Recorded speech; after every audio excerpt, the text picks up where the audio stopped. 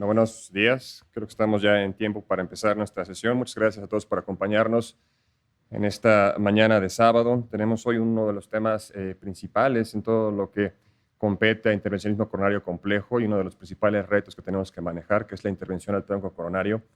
El día de hoy tendremos una secuencia de ponencias que van muy de la mano de lo que implica el conocer la enfermedad, planearla, resolverla y cómo controlarla a largo plazo. Para esto tendremos a tres grandes especialistas en cardiología intervencionista reconocidos tanto en comunidad latinoamericana como internacional. No les quitaré demasiado el tiempo con esta breve introducción. Todos ustedes conocen muy bien al doctor Héctor García, es un experto reconocido en imagen y en fisiología a nivel cardiovascular. Él actualmente viene llegando hace un par de horas de un viaje largo de Washington para compartirnos un poco del insight que tenemos hoy en día sobre la evaluación por imagen y funcional del tronco coronario. Para no quitarle más el tiempo, le cedo la palabra al doctor García. Muchas gracias, Álvaro. Un placer estar en mi tierra, en México. Y bueno, vamos a comenzar porque la sesión pues tiene una secuencia bastante lógica. Lo primero es informar la decisión si esta enfermedad del tronco de la coronaria izquierda se tiene que revascularizar o no. Entonces, para eso, en el título me han sugerido que hablemos del ultrasonido intravascular y de la fisiología coronaria. Me voy a detener un momento aquí porque es muy importante poner en contexto que esta enfermedad es una bifurcación por sí, y la bifurcación más grande, la más compleja, y la que abarca el miocardio más grande de nuestro ventrículo izquierdo. Entonces ya de entrada les digo, es una de las decisiones más importantes y más difíciles de tomar por el riesgo que conlleva. Y por eso tenemos que echar mano, y ya estoy leyendo aquí la presentación, ¿por qué? No me obedece para ir atrás. ¿Me pueden ir atrás? Una más, eso. Entonces, la decisión siempre por cuestiones históricas la hemos tomado con el uso de la angiografía. Y esto tiene sus retos, que la verdad es que no sé a dónde apuntar porque no va muy bien esto. A ver, trato de regresar. ¿A dónde puedo apuntar? Dime. Aquí, ok. Pero no va. Y entonces de repente va y va mucho. Bueno, ya esta diapositiva me sirve, los videos ahora están ahí. Y bueno, para decirles que la decisión la hemos tomado por angiografía casi siempre. Y el problema de la angiografía está ahí enlistado en estos tres estudios que nos dicen que si nos pusiéramos nosotros cuatro a ver todas esas anatomías del tronco de la coronaria izquierda, nosotros cuatro, estaba en la diapositiva previa, solo nos pondríamos de acuerdo en un 30% de si ese tronco es significativo o no. Y luego, ese es un estudio y bastante antiguo, entonces tenemos un segundo prácticamente confirmando lo mismo, un acuerdo de un 26%, y finalmente el último comparó la evaluación de estos doctores cardiólogos intervencionistas en el hospital contra el Core Lab, que leyó la misma anatomía. Y bueno, a los doctores se les fue un 11% de troncos significativos, obviamente evaluando pura angiografía, y luego había una gran discordancia en si era una severidad significativa o no. Entonces, de esto es de lo que no tenemos que echar mano para tomar la decisión si tenemos que revascularizar al tronco de la coronaria izquierda. Tenemos dos opciones y no es una o la otra. Lo que voy a tratar de dejar claro es que tienen y nos proveen información complementaria. Tenemos al ultrasonido intracoronario y a la fisiología coronaria. Entonces, vamos a ver por qué estas técnicas son de suma utilidad para ayudarnos a informar esa decisión. Primero, estos dos casos que son muy ilustrativos. Vean cómo esa flecha negra, esa flecha blanca, ahí nos habla de una enfermedad ostial muy significativa en la coronariografía. Y bueno, al momento de hacerle ese ultrasonido intracoronario, ahí ni siquiera hay placa en la pared del vaso. Entonces, tan dramático puede ser el hecho que la angiografía nos da esa mala información, ¿no? Y tiene que ver con muchas cosas, sobre todo por la peculiar anatomía de ese tronco de la coronaria izquierda. Y porque la anatomía es peculiar, tenemos que tener ciertas consideraciones cuando vamos a hacer ultrasonido y fisiología coronaria en el tronco de la coronaria izquierda. Primero es, y va para los dos, Primero es cuidar que no vayamos a enganchar y meter mucho el guiding catheter en el osteo, sobre todo si hay enfermedad osteal, que a veces ni la sabemos hasta el momento que se hace la corrida de IBUS o de fisiología. Y es importante quedarse justo en el osteo, pues para hacer una evaluación completa. Luego es importante también para la fisiología, porque si ustedes se enganchan mucho y hay un dampening que se llama una ventricularización de la señal cuando se hace fisiología, pues eso va a dañar la información que vamos a obtener. Entonces hay que tener mucho cuidado, hay que considerar estas cuestiones técnicas que son muy relevantes porque si no vamos a dar mala información para la toma de decisiones.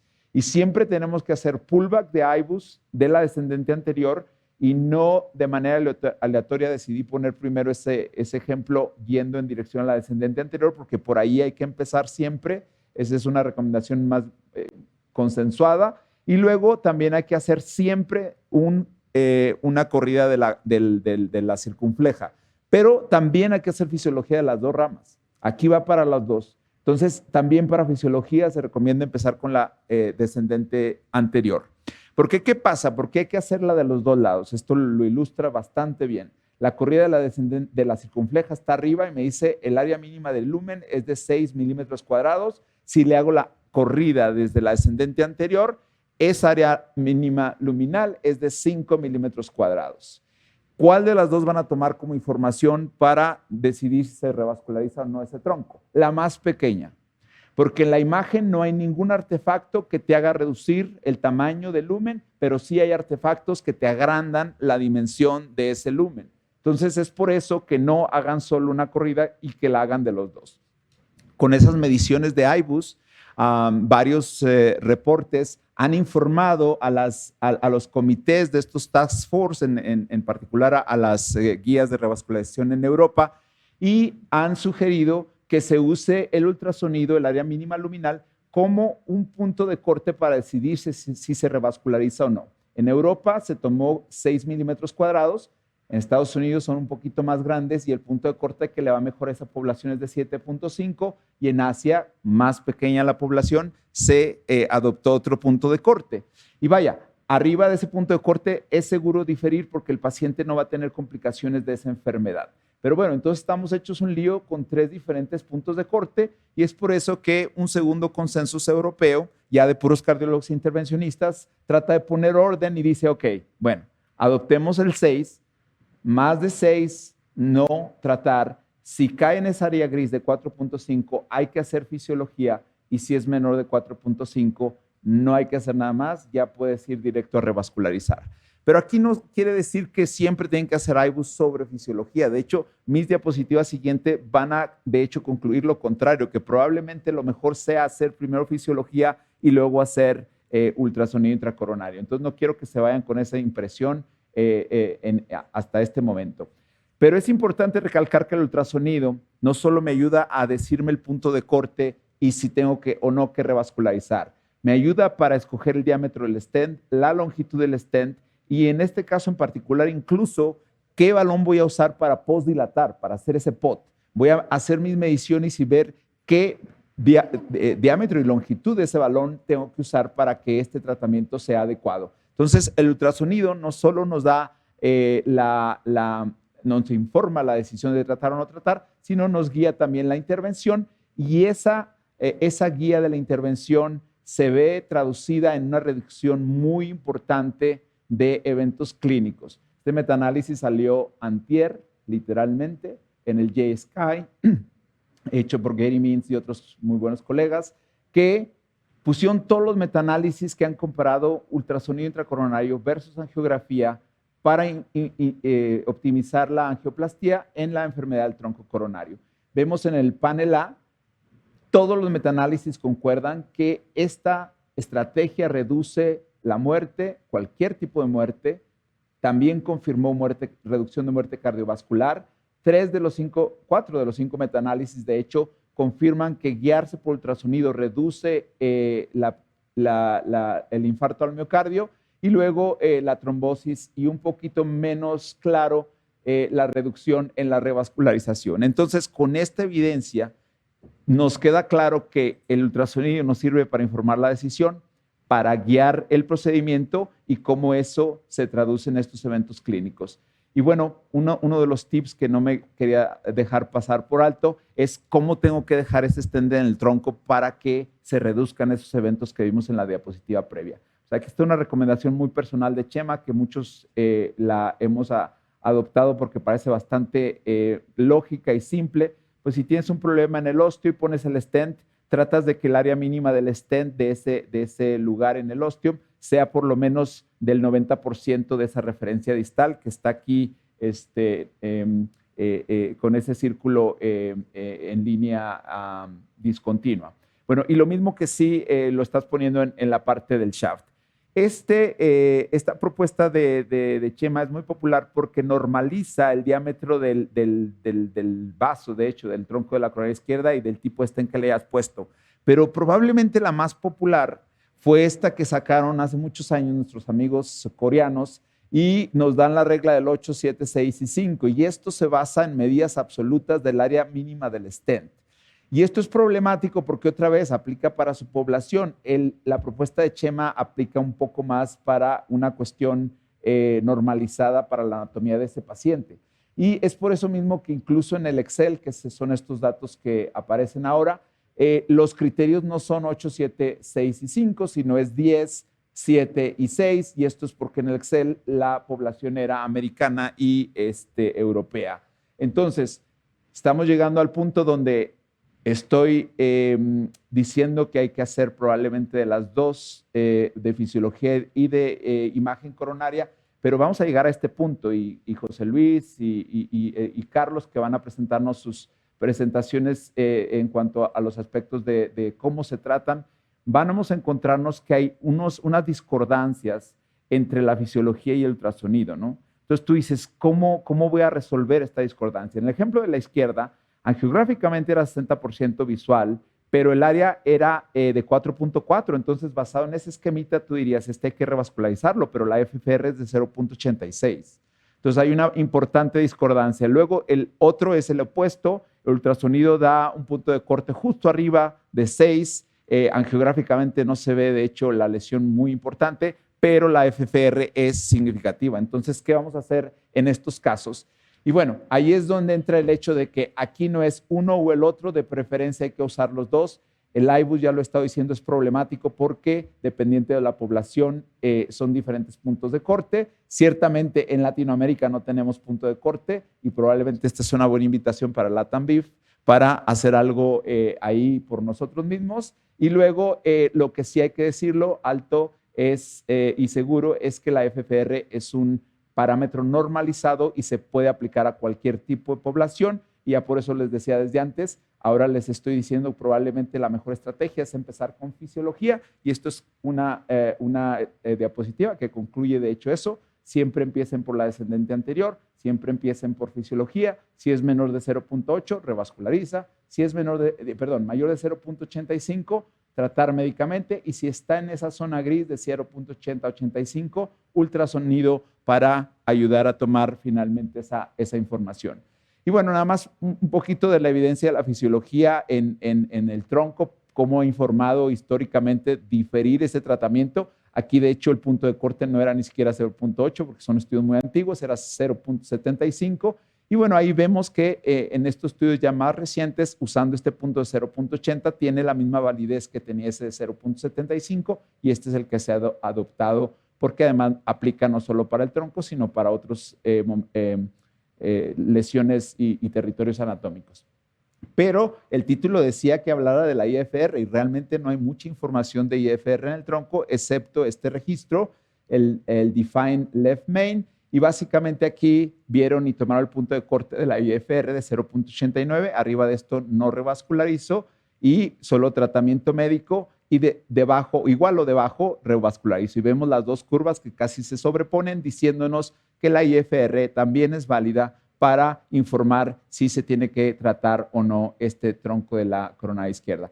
Un punto y el último que voy a hacer en esta presentación, ahora está muy en boga hacer fisiología post-stenting, sobre todo cuando se usa el provisional stenting, que se pone stent de la descendente anterior al tronco, puedes evaluar si el ostium de la circunfleja se ha comprometido o ya estaba comprometido o se comprometió más por el procedimiento. Y sí se ve que si ponemos la guía hacia la circunfleja y esa FFR es significativa, va a tener más eventos y más falla de lesión, como se llama aquí, si la FR es óptima, ¿no? En ese vaso circunflejo, sobre todo en el osteo. Entonces hay que considerarlo. Entonces llegamos al punto de la conclusión. No es un debate entre usar ultrasonido y fisiología, es un debate es cómo usar las dos y cómo tomar ventaja de las dos informaciones.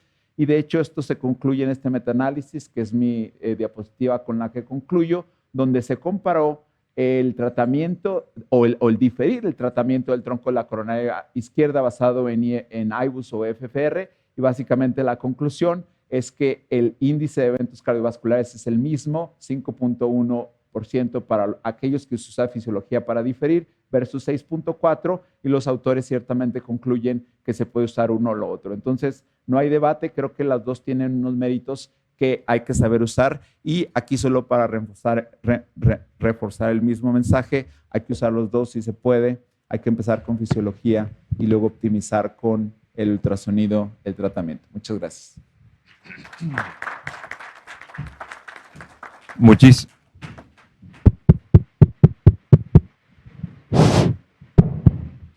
Muchísimas gracias, doctor García, por su excelente presentación. Y vamos a continuar este bloque con el doctor Carlos Uribe, que nos visita desde Medellín, Colombia, uno de los grandes conocedores del tratamiento de las bifurcaciones y coordinador del grupo del registro LATAM-BIF. Él nos va a hablar de la técnica de DECA-Crush o Provisional Stenting en pacientes con lesión de tronco de coronaria izquierda distal. Muchas gracias, profesor, por sus palabras, muy amable. Yo soy un estudiante como todos con ganas de aprender y me gusta mucho este tema y siempre ha sido una de mis pasiones desde que yo estaba en formación de cardiología intervencionista, y este es quizás uno de los debates que más me ha apasionado y que más he seguido a lo largo del tiempo, y es si en realidad es mejor una que la otra. Sabemos que hay dos escuelas de pensamiento muy importantes en bifurcaciones que ambas han aportado muchísimo al conocimiento del tratamiento de bifurcaciones. Una es Asia con el grupo del profesor Chen en China, y el otro es el grupo de Europa con el European Bifurcation Club. Y este es como un punto como dijera yo, como de acercamiento, de colisión, por así decirlo, no colisión, pero más o menos entre dos escuelas de pensamiento muy, muy importantes. Entonces, queda la pregunta si en realidad hay alguna mejor o si se complementan una a la otra, y voy a tratar de mostrarles en este apasionante viaje de estas dos técnicas cuál es mejor. Entonces, las ventajas de provisional es que definitivamente no es una técnica como tal, sino que es una filosofía de tratamiento, y eso es muy importante que quede claro en esta como mensaje para llevar a casa después de esta presentación. Y como lo dice el EBC, es básicamente empezar con un stent, pero en la medida de que usted ve que necesite otro stent, lo puede hacer. Por eso es que no es una técnica como tal, sino que es una filosofía de tratamiento en la que si usted ve que la rama se compromete, pues rápidamente puede alambrar la rama lateral y colocar un segundo stent y convertir una estrategia de un solo stent en dos stents. Por eso no es como una técnica como tal, sino una filosofía de tratamiento. De esta manera es una técnica mucho más versátil, permite ir de lo simple a lo complejo, es mucho más fácil de ejecutar. Todos aquí estamos acostumbrados a hacer provisional en el día a día. Tiene menos metal, que también es otro concern, otra preocupación importante por la trombosis, y tiene la ventaja de su progresividad, como les decía, y que es una técnica que ya pues, prácticamente ha sido muy probada. De hecho, 2/3 partes de las bifurcaciones del tronco se tratan con provisional, según los datos de los registros, y es igual de buena para lesiones simples que el DECA Crush, y eso fue algo muy bonito que nos mostró el estudio EBC Main, y no quería pasar sin antes presentarle el EBC Main, porque eso hace parte como de la fortaleza de la estrategia provisional. El EBC Main fue publicado en pandemia y es un estudio muy importante llevado a cabo por el grupo del European Bifurcation Club, en el cual cogió 467 pacientes y los aleatorizó a estrategia, filosofía provisional, como llaman ellos, contra estrategia de 2 stent de entrada, en el cual la gran mayoría de estos pacientes se trataron con culot, solo un 5% se trató con DECA Crush, y ahí uno de los problemas que hubiéramos querido ver, y esa es una de las críticas que hemos tenido todos con este estudio, hubiéramos querido ver más DECA Crush hechos por operadores occidentales para realmente someter a fuego esta técnica del provisional, de la filosofía provisional. Sin embargo, como ustedes pueden ver aquí, la diferencia entre el EBC Main y el DECA Crush 5, ustedes pueden ver que la longitud de la lesión en el EBC Main es de 7 milímetros y el DECA Crush 5 es de 16 milímetros, lo cual nos lleva a pensar que el EBC Main fueron lesiones complejas por debajo de 10 milímetros. Como ustedes saben, ya en este momento el predictor más importante para definir complejidad de una lesión bifurcada en general y más que todo en tronco es la longitud de la rama lateral de 10 milímetros. Cuando es menos de 10 milímetros es simple, cuando es de más de 10 milímetros es compleja, o sea, la enfermedad de la rama lateral, la longitud de la enfermedad de la rama lateral. Entonces, como vemos acá, lo que es muy bonito, lo que mostró este estudio, que es muy valioso, es que le va exactamente igual de bien en lesiones simples de bifurcación si utilizamos una técnica de 2 stents contra una técnica provisional. Ustedes pueden ver ahí los puntos duros son exactamente iguales, la muerte, el infarto y el TLR no tienen diferencia estadística, y cuando comparamos con el DECA Crush, obviamente el DECA Crush 5 fueron pacientes mucho más complejos, y obviamente al ser más complejos, pues la técnica provisional está destinada a fallar. Esa es una de las críticas del DECA Crush 5, que todos sabemos que para estrategia provisional en lesiones complejas, en ramos con enfermedad muy difusa, no va bien. Entonces, esta es una de las grandes críticas de por qué el DECA Crush quizás mostró superioridad de la técnica DECA Crush contra la técnica provisional. Entonces, que añade el estudio EBC y que es un punto a favor del provisional, que efectivamente las lesiones simples, incluso las medinas 111, bifurcaciones verdaderas, no hay necesidad de ir a entrada con 2 stents, y que las lesiones simples en tronco de menos de 10 milímetros les va igual de bien con 1 o 2 stents, que es algo bien importante que nos deja ese estudio. Sin embargo, lo que les digo ahora de la crítica, lo que les decía ahorita de la crítica, nos hubiese gustado ver realmente estrategia provisional, filosofía de tratamiento provisional en aquellas lesiones con longitud de la rama lateral de más de 10 milímetros. En cuanto a desventajas, hay una desventaja muy importante que tiene el provisional, un punto débil muy importante, y es que hay un momento, sobre todo en tronco, es quizás vital, hay un momento en que pierdes el control de la principal cuando vas a hacer recruce en provisional. Entonces ese es uno de los problemas claves en tronco principal, porque si tienes una rama lateral que se puede perder, hay un momento donde puedes perder el control de la rama lateral y puedes tener cierre abrupto de la rama lateral en un paciente con tronco principal izquierdo, y que debido a eso se puede el paciente entrar en shock en el momento de hacer la intervención. Entonces, este es uno de los problemas que tiene el provisional. El segundo es que la evidencia no lo favorece. Definitivamente el DECA Crush 5 aplasta la evidencia del provisional, sobre todo en bifurcaciones complejas. También tenemos otro problema, y es que no hay evidencia de lesiones complejas en operadores occidentales. Definitivamente no sabemos si TAP stenting en tronco le va igual de bien que Decacross en lesiones complejas de tronco. No hay un trial para eso. No tenemos un trial. Entonces, ese es uno de los problemas de las críticas que tenemos. La otra es que, y aquí va una de las grandes críticas que hacen los asiáticos, es que el hacer el provisional y cuando tienes que colocar un stent de rescate para hacer un TAP, queda una neocarina potencial en la mitad, queda un divider, un flow divider de metal que potencialmente va a causar más problemas en el flujo, más restenosis a largo plazo, y por eso es más difícil desde el punto de vista reológico competir con el Decacross.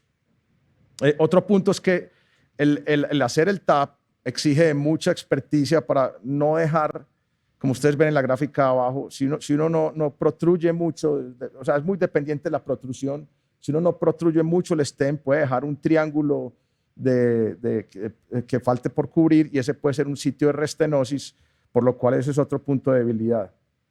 Yéndonos entonces a las ventajas del Decacross, es definitivamente la reina de las técnicas cuando se trata de dos stents desde el comienzo. La evidencia es una evidencia abrumadora, es aplastante y contundente, sobre todo basado en el Decacross 5, que es el estudio más grande de la historia de las bifurcaciones. Es aleatorizado fuera de eso. Se mantiene el acceso y control de las dos ramas todo el tiempo y eso es algo muy importante y es algo clave cuando se hace tronco, sobre todo en aquellos pacientes que tienen difícil acceso de la rama lateral o tienen enfermedad difusa. Y definitivamente de las técnicas de dos stents es la técnica que es más anatomía tolerante. ¿Qué quiero decir con eso? Que no es tan ángulo dependiente como el culot. Ustedes saben que el culot cuando es con ángulos muy abiertos, ángulos de más de 70 grados, no va bien, tiene más posibilidad de tener, de no posicionarse bien en las vértices de los stents, de la bifurcación, perdón. Y segundo, no depende mucho del mismatch de las ramas como el culot. Nuevamente el culot, usted idealmente debe tener una diferencia que no sea más de 0.5 entre las dos ramas para que vaya bien, o si no, en culot van a tener un fenómeno que se llama el fenómeno napkin ring, muy publicado, en el cual por la diferencia de las ramas, la expansión de uno de los stents no permite la expansión del principal y se produce un fenómeno de napkin ring que se sabe que produce más restenosis. Y definitivamente en las lesiones complejas es el standard of care. Hoy en día, como les mostraba, hay mucha evidencia, miren toda la evidencia de los estudios de Decacross, no hay duda que les va mucho mejor. Ustedes ven acá Decacross 3 y Decacross 5 que le autorizó el provisional contra Decacross. Para acabar de ajustar en el 2018 las guías las pusieron por encima de las otras técnicas de bifurcaciones. Y como les decía, en tronco principal izquierdo, a diferencia de las bifurcaciones no tronco, la seguridad es el principal problema y esta técnica ofrece una paz, una tranquilidad, porque las dos ramas van a estar controladas todo el tiempo, no va a haber problema como en el provisional donde potencialmente va a haber no control de una de las dos ramas y por eso es mucho más favorable, por así decirlo, en tronco principal. En cuanto a desventajas, no es tan versátil, es una técnica que no es fácil de realizar, es mucho más compleja, tiene mucho más metal. En lesiones simples no tiene ventaja sobre el provisional, es más fácil de cometer errores. Y las críticas del Decacross 5, como ustedes ya saben, que es un estudio que fue solo hecho por operadores asiáticos. Ustedes saben que en China, donde se realizaron estos estudios, quizás son los operadores con más frecuencia de realización de Decacross. Esta gente hace un Decacross en nada, son supremamente hábiles para este tipo de técnica. Otra de las críticas es que, como les decía, el Decacross 5, debido a que fue en lesiones muy complejas, es un estudio que en realidad hizo que el provisional fallara por ese motivo. Y más aún, como les muestro yo en esta diapositiva, el diablo está en los detalles. En el Decacross 5, el uso de iBus fue solo en el 41%, Y si ustedes ven, en la técnica provisional, el bailout se utilizó solo en el 47% de los pacientes, o sea que casi un 50%, más de un 50% de los pacientes en los que se llevó a provisional con ramas muy complejas de más de 10 milímetros, no se les colocó ningún stent. Entonces, por eso, esas son las críticas de por qué el DECA-CROSS 5 es un estudio que diseñado para que fallara el provisional, por así decirlo. Entonces, en conclusiones, yo podría decir, para tratar de ser mediador entre estas dos técnicas y coger lo mejor de lo mejor, yo diría que son técnicas complementarias, no compiten. Para lesiones simples, si ustedes tienen un tronco con lesiones simples definida como menos de 10 milímetros en la rama lateral, váyanse con provisional, tienen la data del EBC main. Y para lesiones complejas, váyanse con DECA-CROSS y con 2 stents desde el inicio. Esto se resume en esta slide, como ustedes pueden ver, que el algoritmo de decisión se basa en la lesión de la rama lateral, si es más de 10 milímetros y menos de 10 milímetros. Este algoritmo de decisión va a estar publicado en el consenso que vamos a publicar subsecuentemente del LATAM BIF, el Consenso Latinoamericano de Bifurcaciones, pero esto más o menos resume que uno se debe ir para 2 stents en más de 10 milímetros y menos de 10 milímetros para provisional. Y en conclusión, si tiene lesiones complejas, váyase con el tanque de guerra, váyase con un DECA-CROSS, y para lesiones simples, simplemente váyase con provisional. Ese es como el mensaje. No todos los troncos se deben tratar con DECA-CROSS. Muchísimas gracias.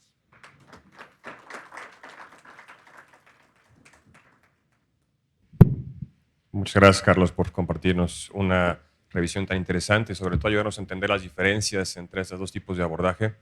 Daremos continuación con la sesión. Le cedemos el micrófono a alguien por todos ustedes bien conocido, el doctor José Luis Leiva, miembro fundador, expresidente de esta sociedad, quien nos hablará de una de las siguientes consideraciones relevantes en este tipo de situaciones que luego tratamos de no ponerle mucha atención, pero se vuelve fundamental para el seguimiento a largo plazo de los pacientes, que es la antiagregación óptima en pacientes revascularizados por vía percutánea en tronco. Muchas gracias por la presentación, gracias a ustedes por desmañanarse, por estar aquí con nosotros el día de hoy. Y la verdad es que voy a un enfoque completamente diferente cuando hemos hablado de la técnica y de la evaluación de las lesiones del tronco. Pero también esto no deja de ser menos importante porque el buen resultado que nosotros obtenemos en la fase aguda del tratamiento lo tenemos que mantener básicamente con el tratamiento antiplaquetario. Desde luego no tengo algún conflicto de interés con respecto a esta presentación. Recordar esto que probablemente sea un poquito más histórico, 2 avances críticos que vinieron a cambiar la historia de la cardiología intervencionista en cuanto al uso de los stents. Fue, por un lado, lo que vamos a hablar ahorita, la terapia antiplaquetaria dual, como la aparición inicialmente la ticlopidina, luego el clopidogrel, aunado a la aspirina, vinieron a cambiar el desenlace agudo, vamos a decir, del tratamiento de las lesiones en general, y después la optimización con IBUS, con balones de mayor talla y altas presiones, que cambiaron también la historia del tratamiento con stents coronarios. Y eso, pues bueno, nos ha llevado a lo largo del tiempo a lo que estamos viendo en la actualidad. Recordar también que la opción de tratamiento a lo largo del tiempo ha sido la aspirina.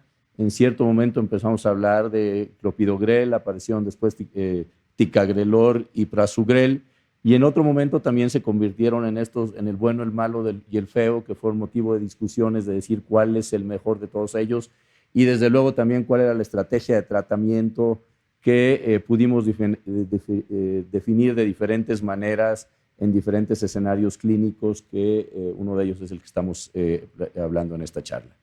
Recordar también que después del tratamiento de una lesión, llámese la que sea, después de un síndrome coronario agudo, al principio el paciente tiene un riesgo isquémico que va desde el riesgo trombótico.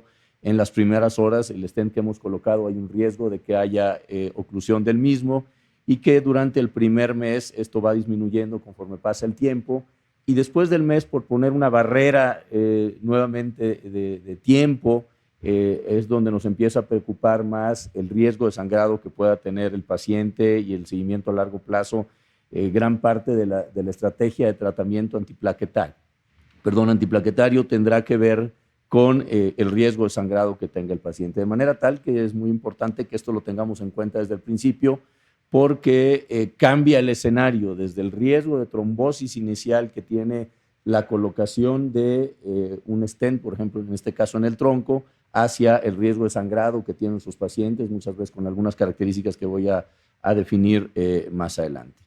Y bueno, decir que hablando primero del riesgo de trombosis inicial, habitualmente este riesgo de trombosis es mayor en el primer año y sobre todo en algunos escenarios clínicos, como es los síndromes coronarios agudos con o sin elevación del segmento ST, en pacientes que tienen insuficiencia renal o que tienen deterioro de la fracción de expulsión, pero también hay una serie de anatomías que llamamos anatomías complejas, que puede ser cualquiera de las características que vemos en esta diapositiva.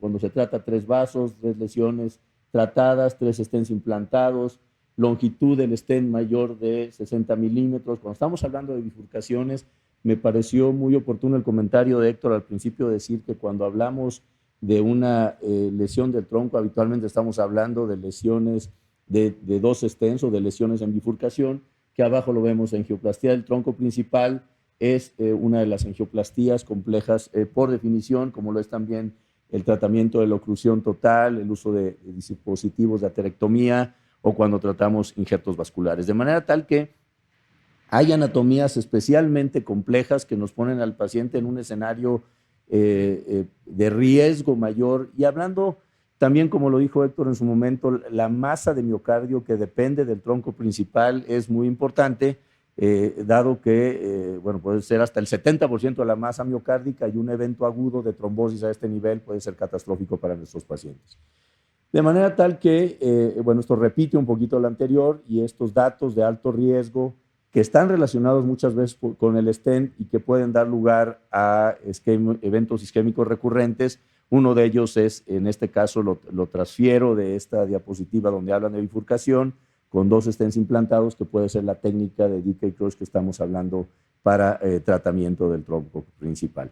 Y nuevamente recordar que esta trombosis puede ser desde luego aguda, pero también hay el riesgo de trombosis subaguda y de trombosis más tardía o de trombosis acumulativa del stent, que nos habla de las características de nuestros pacientes que lo hacen susceptible de tener cualquiera de estas evoluciones. Y por otro lado, el otro lado que tenemos que evaluar en nuestro paciente es el riesgo que tiene de sangrado. Edad avanzada, pacientes con daño renal, hepático o con cáncer, pacientes que tienen anemia o que tienen plaquetas bajas, pacientes que han tenido ya eventos cerebrovasculares o que tienen historia de sangrados o que tienen también la necesidad de tomar otros fármacos o van a ser sometidos a alguna cirugía. Entonces tenemos a pacientes que obviamente libran probablemente la etapa temprana de la mayor trombosis, pero entran en esta etapa tardía de riesgo de sangrado, pero en algunos pacientes se mantiene la posibilidad de tener también las posibilidades de trombosis, como en este caso. Hay algunas características donde se mantiene nuevamente. Yo trasladaría este tema de bifurcación con 2 stents implantados a lo que estamos viendo en el caso del tronco. Y nuevamente en la balanza el riesgo de trombosis versus el riesgo de sangrado que pueden tener los pacientes. Y entonces aquí también cuando entramos a la decisión de cuánto tiempo o cómo vamos a manejar nuestro tratamiento antitrombótico, hay algunos casos en que podemos a lo mejor ser más agresivos en el tratamiento antiplaquetario en la etapa tan temprana después del implante del stent o después del tratamiento del tronco principal, y que a la larga podemos hacer un poquito la desescalación en algún grupo de pacientes para quitarle una terapia antiplaquetaria más agresiva o esquemas antiplaquetarios más agresivos para terapias menos agresivas. O bien el grupo de pacientes en lo que inclusive está indicado el continuar con terapia antiplaquetaria extendida o en hacer más intenso el tratamiento antiplaquetario, como es muchas veces el grupo de pacientes que vemos acá, sobre todo, digo, no tengo señalador, pero son aquellos que tienen una angioplastía compleja, como la que estamos hablando en este momento, que tienen enfermedad coronaria extensa, que es la que habitualmente acompaña a la enfermedad del tronco principal, y en este tipo de pacientes que se mantienen que son fumadores, que tienen enfermedad arterial periférica, en ese caso tenemos que pensar una terapéutica antiplaquetaria más prolongada.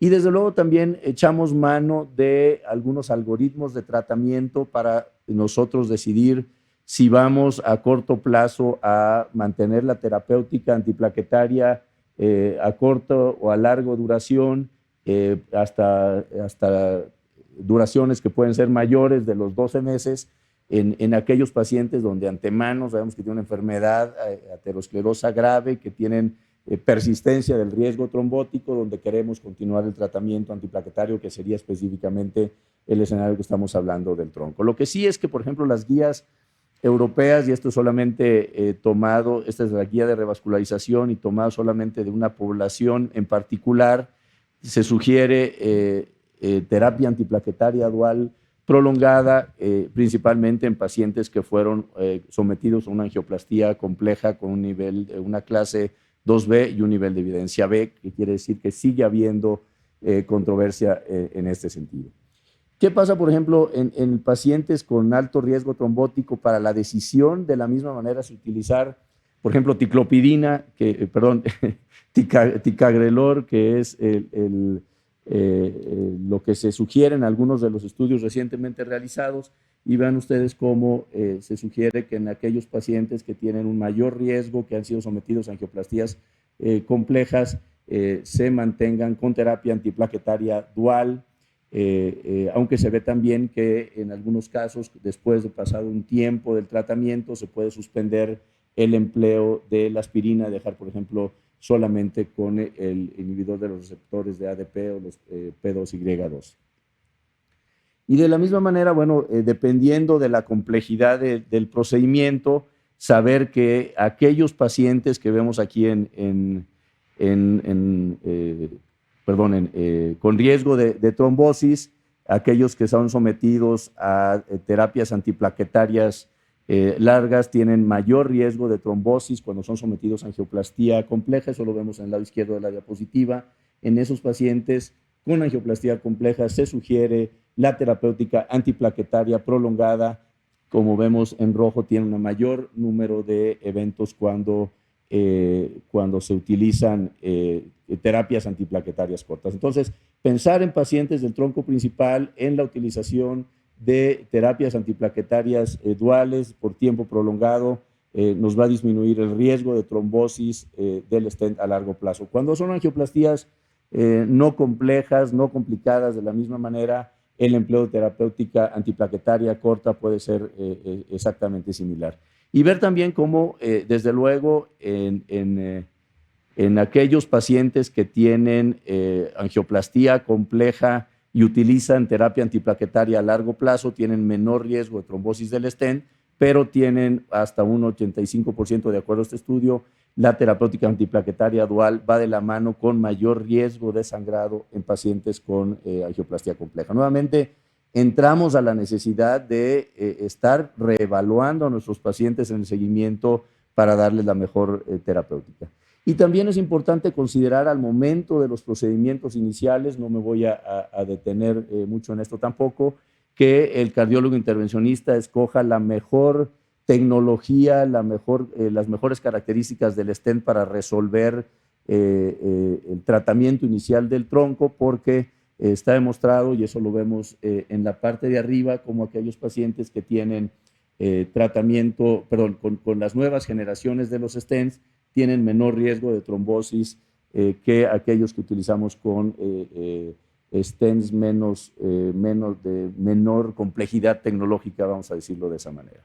Y esto, bueno, es un poquito para hablar lo que ocurre con algunas de las nuevas tecnologías de los stents comerciales que tenemos a nuestro alcance, como aquellos que tienen ciertas características en su composición, tienen menor riesgo de trombosis y podemos suspender la terapia antiplaquetaria dual de manera oportuna.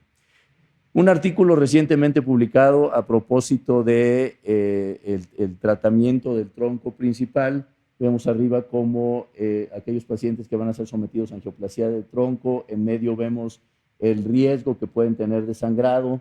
y que se clasifican en pacientes con alto riesgo de sangrado cuando van a ser tratados de angioplastia del tronco. Desafortunadamente me falta aquí un poquito el señalador, pero considerar que hay un mayor riesgo, hay menor riesgo de sangrado inicial y un mayor riesgo más tardío en los pacientes. En medio vemos los pacientes del riesgo de sangrado en pacientes con bajo riesgo, perdón, de mayor riesgo de trombosis en pacientes con bajo riesgo de sangrado.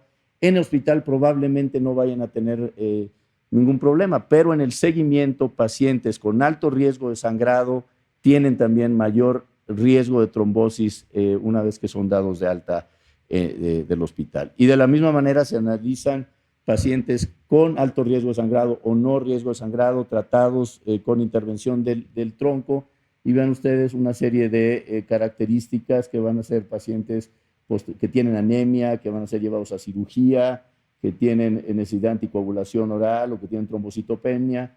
Todos estos pacientes que tienen mayor riesgo de sangrado tienen mayor riesgo de eventos trombóticos en el seguimiento. Caso específico, este es un estudio hecho específicamente para pacientes con enfermedad del tronco. Entonces, evaluar el riesgo trombótico versus el riesgo de sangrado, entender que el riesgo de sangrado a la larga favorece también un mayor riesgo trombótico, parecería una especie de juego de palabras, pero es algo que tenemos que considerar en nuestros pacientes. En aquellos pacientes que no tienen alto riesgo de sangrado, la posibilidad de eventos en el seguimiento a la derecha de la diapositiva, después de que son tratados con angioplastia del tronco, la posibilidad de eventos son menores. Entonces, el riesgo de sangrado predispone a mayor riesgo trombótico y evaluarlo desde el principio. Y entonces entramos, no me voy a detener mucho en estas diapositivas, todas ustedes las conocen.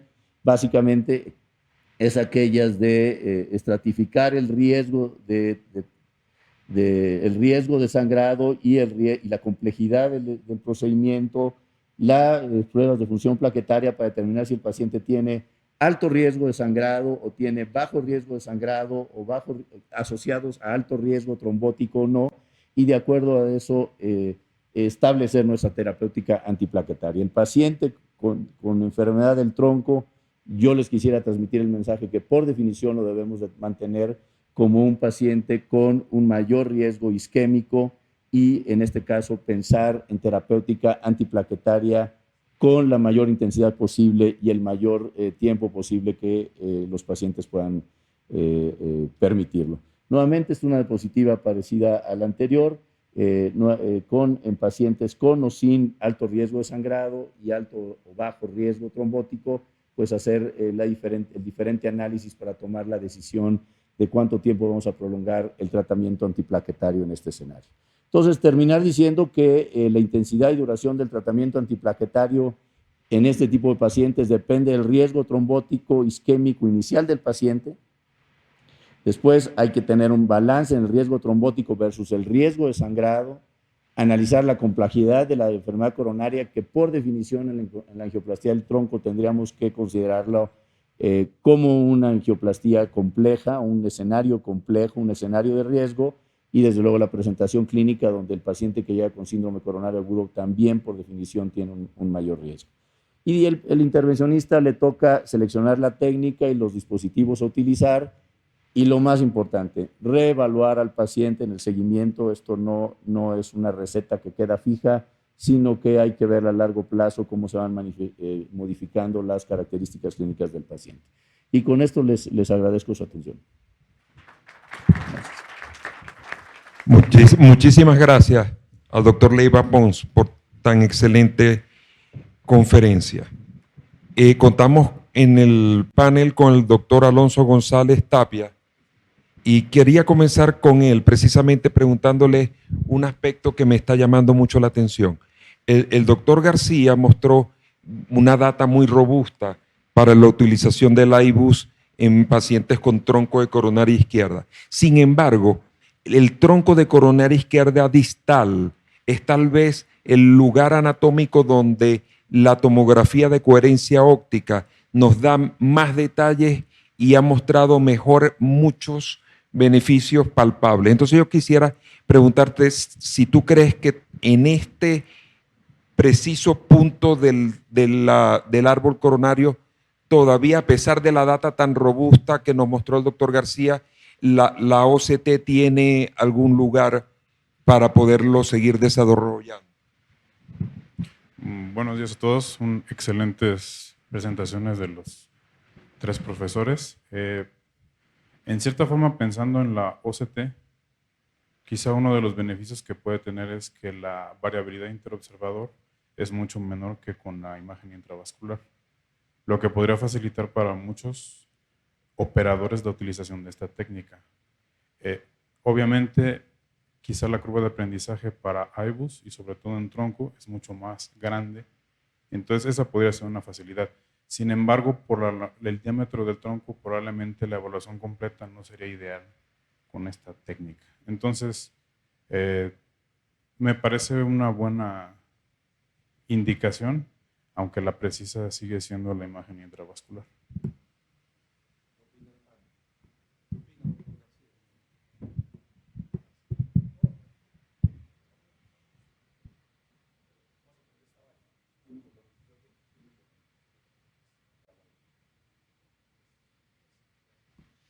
Sí, bueno, la verdad es que este debate también es un poco fútil en mi punto de vista.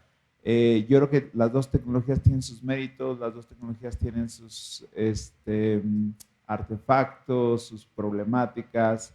En este punto de la anatomía del árbol coronario, el gran dilema es eso, es la bifurcación que es la más grande. Entonces se sale fuera del field of view que se llama de la OCT.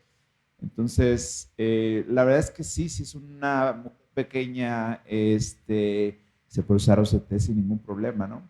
El problema de la OCT es cuando, usted bien lo decía, doctor, la enfermedad distal se extiende al ostium y pues ahí requieres el flashing y no puedes ver el ostium porque vas a tener la contaminación de la sangre, ¿no? Entonces, yo creo que no hay debate. Yo creo que lo que me gustaría decir para terminar mi comentario es toda la información que se requiere, que es valiosa, pronóstica, relevante, se la da una como la otra. Y no hay esa discusión más, y en este territorio este es más, este es menos. Depende con lo que creces. Hay gente más acostumbrada al ultrasonido, otros más a la OCT, y no el que está más acostumbrado al ultrasonido es más o menos mejor operador que el otro, ¿no? Yo creo que es cuestión de buscar los méritos de los dos y de saberlas usar, que al final eso es lo que cuenta, ¿no? Datos muy interesantes, muy relevantes, ¿no? Es muy importante usar lo que sabemos y conocemos a la perfección. Yo quería preguntarles una cuestión técnica a los ponentes y al panel. Nos comentaba varias cosas el doctor Uribe sobre la técnica provisional, ¿no? El Dickey Crush, que parece ser las dos estrategias principales hoy en día. Y quería hacerles unas preguntas tal vez un poco controversiales, ¿no? En ese sentido. Número uno, con stent provisional, ¿qué sugieren o qué opinan con la dilatación o el kissing balón obligatorio en todos los escenarios, ¿no? Y punto número dos, ¿qué opinan de Dickey Crush en ángulos pues, muy abiertos, 70, 80 grados? ¿Sí prefieren hacerlo o prefieren cambiar estrategia a pesar de la robustez de la información? Sí, son preguntas, son bien complejas. A ver, kissing final en left main cuando se hace provisional, esa es una de las, de los debates más candentes que hay. El EBC promueve, a mí me gusta más hacer kissing, yo siempre hago kissing en provisional final. Sin embargo, el EBC también promueve hacer kissing, sin embargo, el grupo de Corea, por ejemplo, basado en el registro del COBIS, el COBIS mostró que si usted hace kissing final, tiene más riesgo de disecar la rama, de dañar la rama, de meterse en problemas, por así decirlo, y eso está demostrado en el registro que ellos hacen en las dos curvas de Kaplan-Meier, y por eso el grupo de Corea, si tú ves, el grupo de Corea no va a hacer kissing balón final y son uno de los grupos que son anti-kissing final. Yo creo que nos falta más data más robusta. Yo personalmente lo hago. El motivo de por qué lo hago es el mismo motivo que hablamos en una de estas conferencias del EBC con todos los profesores del EBC, y es porque eso me permite más tranquilidad a la hora de si tengo falla a los 6 meses que me llegue el paciente, si me llega con falla de la rama lateral de la circunfleja, yo puedo entrar más fácilmente, pasar una guía más fácilmente, puedo estar más cómodo, poner un drug eluting balloon, hacer un tap, ya tengo abierta toda la rama y no tengo que volver otra vez a abrirla, etcétera, etcétera. Yo tengo una pregunta para Carlos y se la hice a Mauricio, pero como ahora te tengo aquí, en el CITIC, porque tuvimos esta sesión juntos también, el gran problema del dique crash y del estudio 5 es con la definición de bifurcación compleja. Yo creo que mencionaste en tu charla 10 veces la side branch, la lesión tiene que ser más de 10 milímetros. Pues ya les digo que si ese es el primer proyecto de LATAM BIF, seleccionamos 100 aleatorios, 100 pacientes aleatorios, los circulamos entre estos 6 miembros y te pregunto, más o menos de 10, nada más esa es la única pregunta.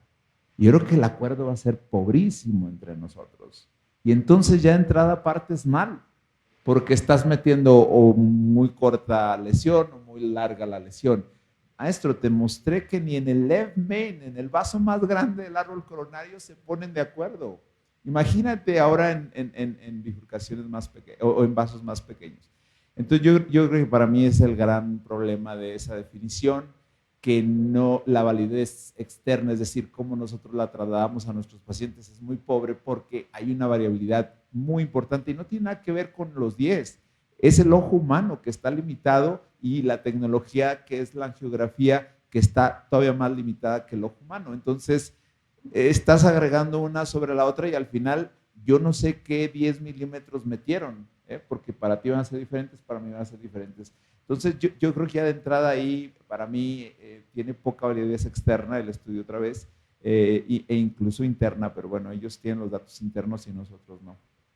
Sí, ese es un punto muy interesante. Lo de 10 milímetros viene de varios estudios. El estudio del grupo del registro P2B2 con Simarino, con Marco Simarino, es el...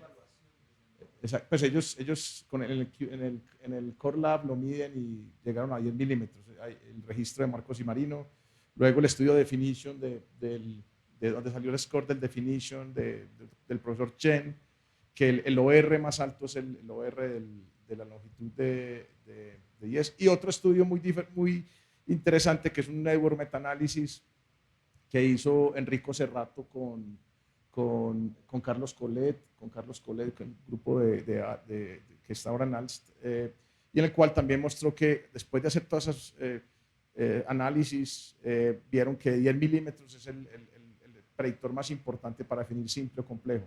Eso es lo primero. Lo segundo, estoy de acuerdo con el profesor, desde el punto de vista práctico, que ese es el problema, trasladar. Es muy diferente el Core Lab y medir con QCA y todas estas cosas que ustedes hacen en el Core Lab a uno en la práctica con el residente, con el fellow, el paciente haciendo taquicardia, etc. Ese es uno de los grandes retos. Yo lo que hago es que con la guía de angioplastia la paso, como mide 30 milímetros más o menos, juzgo 3/3 partes, ahí miro más o menos cuánto es más de 10 milímetros o no, ¿cierto? Yo sé que es, pero hay veces lo hago, dejo el segmento radiopaco de la guía y miro, lo divido en 3 y miro si me pasa más de 1/3 parte, mide más de 10 milímetros, algo así. Esa es una manera práctica de poderla hacer. La otra es con el QCA, pero como dijimos, el QCA de los equipos, eso es muy, en bifurcaciones no funciona bien. Eso sería como sí, no sé, profesor. Yo, cambiando un poquito de tema, pero en el mismo tenor, yo creo que otro punto muy importante del tratamiento de las bifurcaciones en general y en particular de este es el POT. O sea, yo creo que el POT es parte de la estrategia que no podemos olvidar en el tratamiento de la bifurcación del tronco, que además tiene tanta trascendencia como la dilatación en kissing y creo que hay que recordarlo también como parte importante. Cuando concluiste tu charla, lo que me cruzó por la mente y ahora te lo digo es, tu conclusión es el tratamiento antiplaquetario de la enfermedad del tronco es provisional DAPT. Vas evaluando y reevaluando y reevaluando. No, a lo que voy es que es cambiante la historia, o sea, no es con lo que sale. Y es la técnica, la filosofía de tratamiento de provisional stenting in the bifurcations. Es así te empiezo, así creo que vas a irte, pero te voy a ir reevaluando a cada momento, ¿no? Y yo creo que es la mejor estrategia para no meter al paciente en un lío. Y otro aspecto interesante es que tal vez en pacientes de alto y muy alto riesgo es el escenario donde el clopidogrel tiene alguna indicación frente a los demás poderosos antiagregantes, pues son pacientes que pueden sangrar más. Más aún así, tú nos comentaste que nos recomiendas que en tronco de coronaria izquierda seamos bien intensos en el tratamiento con el mejor o el más poderoso inhibidor del 2Y2 que tengamos a disposición. ¿Cómo lo ves? No, yo diría que tenemos que considerar la trascendencia que tiene un evento trombótico en una angioplastia del tronco. Estamos hablando de una masa miocárdica, como lo dijo Héctor, que es causante de vida o muerte, para hablarlo de esa manera. Pero aún así, el paciente que tiene un intenso riesgo trombótico inicial, después va a tener menor riesgo trombótico, pero entra en la fase cambiante que Héctor acaba de decir de tener otros causantes de hemorragia. Entonces, no quisiera yo minimizar esa trascendencia que tiene. Y el otro punto que lo iba a comentar, no lo hice, lo que ha pasado, por ejemplo, en México, nos hemos casi quedado con el clopidogrel. O sea, todos fuimos ponentes muy intensos de prasugrel y de ticagrelor, y a lo largo del tiempo nos hemos ido quedando con el clopidogrel. Hemos hecho una desescalación un poquito obligatoria a lo largo del tiempo, pero creo que el clopidogrel nos ha demostrado bastante efectividad en este tipo de escenarios. También me parecería importante, hablando de tronco y doble antiagregación, cuando uno piensa, por sus siglas en español, en el estudio ideal, left-main, me viene a la mente la comparación que se trató de hacer con el esquema cortado para la plataforma Synergy, comparada con el esquema a largo plazo con la plataforma Science, 12 meses de tratamiento doble antiagregación. Aunque mostraran los resultados un valor no significativo, cuando uno ve los números duros, la tasa de eventos trombóticos se duplicó en los esquemas acortados de doble antiagregación. Y si uno lo verifica pensando en el estudio DAPT, se da cuenta que se beneficia mucho de la estrategia de doble integración prolongada hablando de tronco. Entonces sí, y sobre todo si es una técnica de 2 stents, no fue guiada por EBUS, va a ser muy complicado poder dejar esquemas más cortos y no dejar esquemas de doble integración a mayor largo plazo. Entonces, no sé si en provisional con un solo stent, y que creo que también es una de las razones, y pensando en el estudio, en el grupo RAIN, que decía, un stent probablemente no se beneficia de un kissing balón final. Y quizá podría ser una estrategia aditiva de la OCT, porque esa sí me permite ver la rama lateral una vez implantado el stent sobre el vaso principal. Entonces, ese tema de la doble integración, hacerlo acortado en pacientes de alto riesgo pareciera muy complejo. Parece que ese paciente debe considerar que su beneficio va a estar con la doble integración prolongada. Hay una... Sí, con respecto al tema que tocaba el profesor Leiva Pons del POT, me hace acordar de 3 meses atrás, estábamos en el Sky con George Dangas y con todos en el panel, y se acerca una persona al público y dice, mire, yo creo que el POT final, o sea, ustedes me dicen que yo tengo que hacer POT, hago un primer POT, luego hago el kissing y luego un POT final, ¿cierto? O sea, un repot. O sea, yo creo que el primer POT sirve, pero el segundo POT es meramente estético. Esa es una de las preguntas que hacía. Entonces, ahí mismo, pues Vladimir sabe y todos, pues no, venga un momentico. Entonces, ese es un punto que yo creo que es importante, porque mucha gente se lleva a casa de que el POT final es meramente estético, y no es meramente estético. Recuerden que lo que mostraba el profesor Héctor, los diámetros, la regla del 5, el último del Excel, cada vez nos exigen números más altos de MLAs. Son MLAs muy, muy arriba, por encima del polígono de confluencia hacia atrás, que es realmente el predictor de eventos adversos, según lo que mostró aquí Comehara en su análisis del Excel. Entonces, nos están exigiendo cada vez números de MLAs muy altos. Ya en su análisis del Nobel eran 10 milímetros, ya dicen que el Excel ojalá que por encima de 13.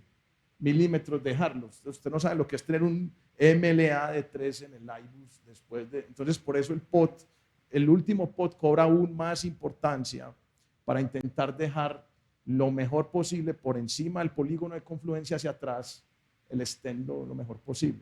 ¿Sí? Eso es lo que va a definir el pronóstico del paciente. Es súper importante. Sin duda alguna, el POT y la refinación de la técnica, incluso lo que se sugiere un POT secuencial en el primer crush, ¿no? La información continúa avanzando y bueno, tendremos que platicar esto en otra ocasión.